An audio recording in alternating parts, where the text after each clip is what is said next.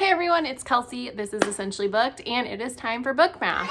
If you watched last month's video, I decided I wanted to approach my reading wrap-ups in a little bit of a different light this year because I want to ultimately read down what I have, which is not attainable necessarily because I have so much unread on my shelf, but I just wanted to be more mindful and think about the numbers of books that are coming in and coming out each month. And so book math started. So book math is a simple formula.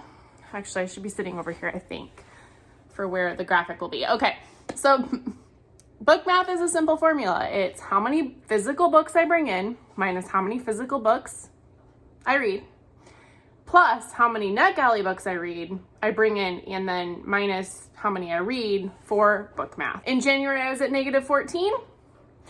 You will find out. In February, I was at -15. Woohoo! So let's talk about my February books. First, I did do a video about halfway through February after my girls' trip, going through some of the books that I had acquired in the first half of the month. This was a very heavy book acquisition month, and actually I had a lot for free, but there's still just a lot of books that came into my house, so the book math ain't mathin'. A few more have come in since that video. Up first is Natalie Haynes' Stone Blind, and this is a retelling of Medusa by Natalie Haynes. I've heard nothing but fabulous things about this author. I have not yet read her.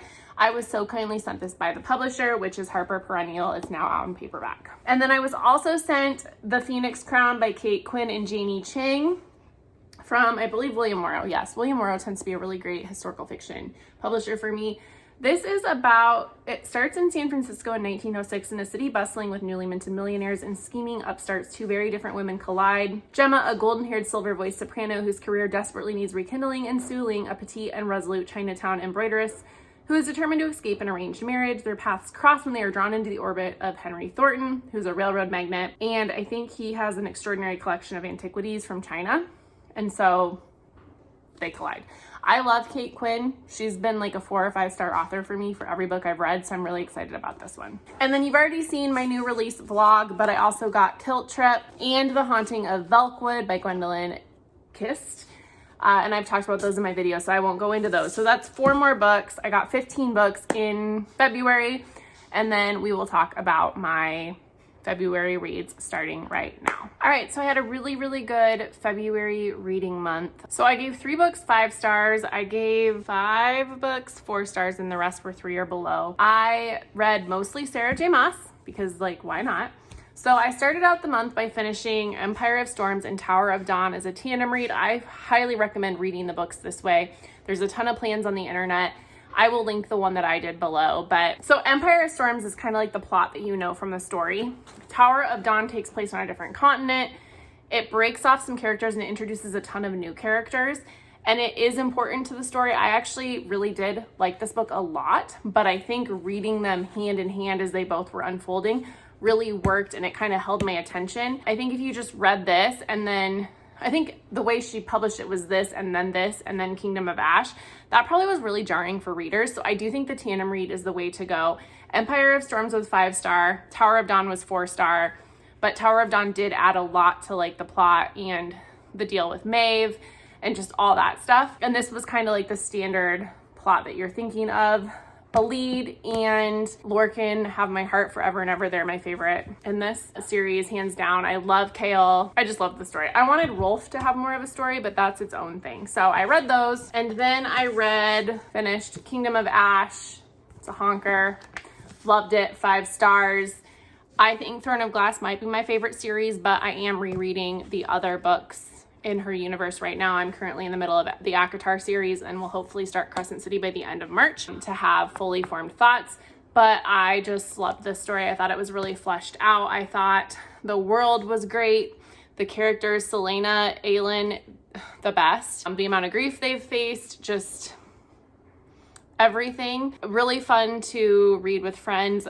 I have a really good friend who was reading this prior to me, so I would message her. And she'd read the series before, so she was just enjoying all of my reactions, but I freaking loved this. 10 out of 10, all the stars. Throne of Glass was an experience that I will never forget. And then because of that, then I launched right back into A Court of Thorns and Roses and read A Court of Mist and Fury, reread it in 2 days.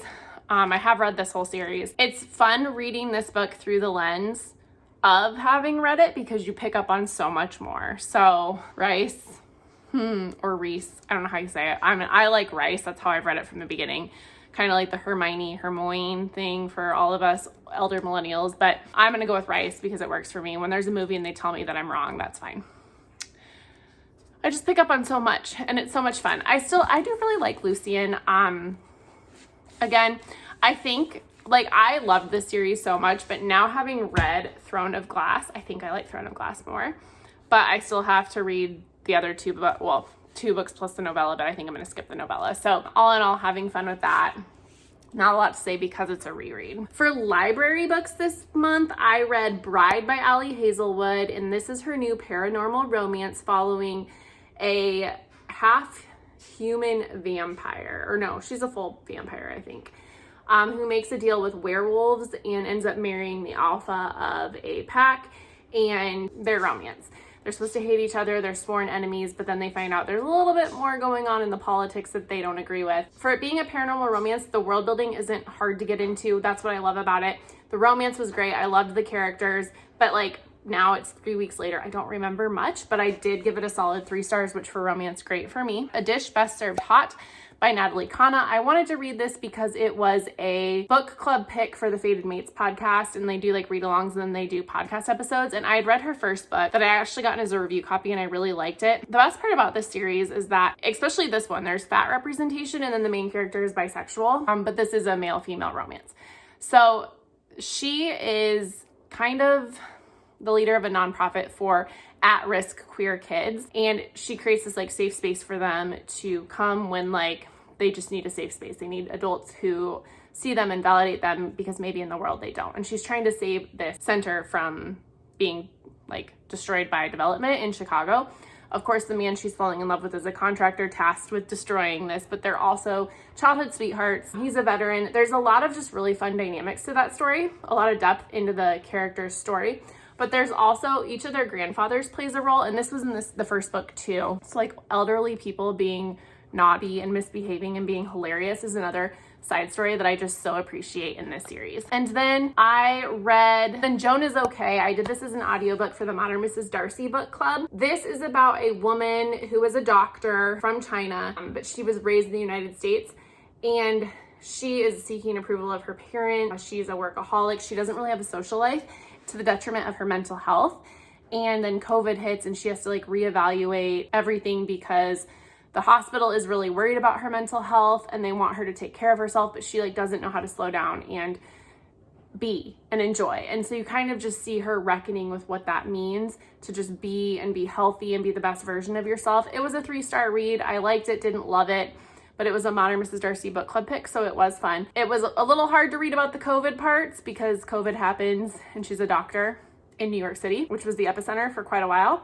So there's that. All right, and then for the 2 physical books, that weren't rereads and stuff that I got off my shelf that were not related to Sarah J. Maas, I finished Practical Magic by Alice Hoffman. This was 5 stars and I loved it. She writes very quiet, character-driven novels. Her writing is very lyrical. If you don't like that, you will not like Alice Hoffman. The vibes from the book to the movie, completely different. Be prepared for that. But this is about Maria Owens, who is the matriarch of the whole Practical Magic series. You find out about her story and how the curse about love comes into this family. And basically, this family, if they fall in love, person dies or something bad happens. And this is a look at how love isn't actually bad, and you don't want to put these curses into the universe because love is such a powerful thing. So you get that, but there's also a storyline with her daughter who has been kind of jilted by her father, and what rage can do to someone when you don't recognize it for what it is. I think Alice Hoffman just does a really great job, almost writing magical realism, but really writing with an impact and making you feel human emotion. The other cool thing about this book is it takes place throughout a lot of history, but not. So it starts in England. She flees to America because witches at this time, 1600s, not cool, right? There were witch trials all over the place. So she starts in England, then she ends up in the Caribbean. Finally, she ends up in Salem, Massachusetts, and then also ends up in Manhattan as this city becomes the metropolis that it is today. It takes place over 80 years probably, like it's her life, but she really travels a lot, so you get to see these cool little switches in setting quite a bit, and it's just a really interesting book. I have one more book in this series. I think it's the Book of Magic, so I'm really excited to get this all crossed off, and it's a book of the month, so hopefully I'll get to it sooner rather than later. And then my other one is Rules of Civility by Amor Towles. I love this. I read it for a book club. It's not my favorite Amor Towles because Gentleman in Moscow will forever hold my heart, but this book, first off, that Amor Towles wrote a book about a woman and did it so well is incredible. He's such a good writer. This is about Katie, who it's the late 30s, and she is in New York City, a working girl, kind of gets swept into like her rich class with some friends, and it's a lot of partying, a lot of drinking, a lot of relationships, but also like a lot about how one little encounter can change the trajectory of your life, and how like she interacts with certain people and then her life just changes. And it's a really cool snapshot in time book, but with big overreaching impacts, and it's just a delight. It's so glitzy, like reading it, you just felt fun. I felt like I needed to drink gin the whole time. I don't even like gin, but it was great. Such a fun book. Totally recommend it. He is such a phenomenal writer. So I still need to read his newest book, The Lincoln Highway, and then he has a new book coming out in April, which is actually about a character from Rules of Civility, I believe. So Eve will get her book. I'm very, very excited for this. Like, so excited. All right, and then for the two NetGalley books I read In Want of a Viscount, which I did talk about in my video on Tuesday about new releases, so I won't really go into that much, but it was another Lorraine Heath romance. She has my heart. She writes really feminist main characters. I loved it. And then No Two Persons by Erica Bauermeister. And this book, when I tell you that this kind of just blew me away, I will say it did. So this is about how no two people read the same book. And it's about a book, sort of. The book is like a back character, but it is the primary character. And how this book touches all these different characters. So each chapter of the book is actually a look at somebody. It's almost like a bunch of little essays and how this book impacted that person. So first you start with the author and how the book came into being. And then the next chapter is the literary agent's assistant, who is reading manuscripts for her agent to help her find books that might be worth publishing. And then there's the audiobook narrator, there's a bookseller, there's the actual literary agent, someone who's the book just met her at the right time and helped kind of save her life. Like, you get all these little vignettes of characters throughout, I guess, the life of the book, but books are eternal, so like, no, I don't know. It just worked for me. It was so, so good. And I think as a reader, it's great because even each chapter, I guess, the book might have only made an appearance for like 2 sentences, but then you kind of just see, you're learning about this character and then how this book impacts that character. And that's like so valid as to how reading is. Like, how many books have passed through my life? Some I don't remember anything about, some made great impacts on me. And here I am with a booktube channel. Like, books are so important to everybody. And I think, they teach us empathy, all this stuff. Like, I could wax poetic about reading, but I thought this book did a really cool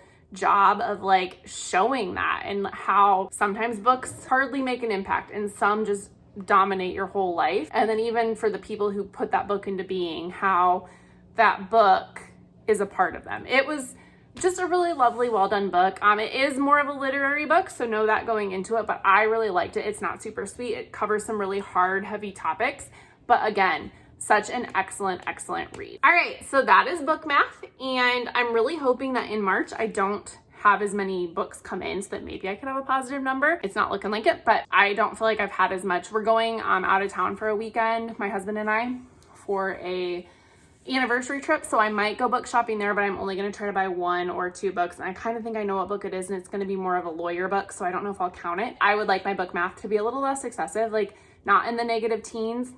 Lower would be cooler. So that's book math. My final score, -15. It can only go up from here, I hope. I can't wait to talk about all the books I'm reading in the next video. And until the next video, everybody, bye.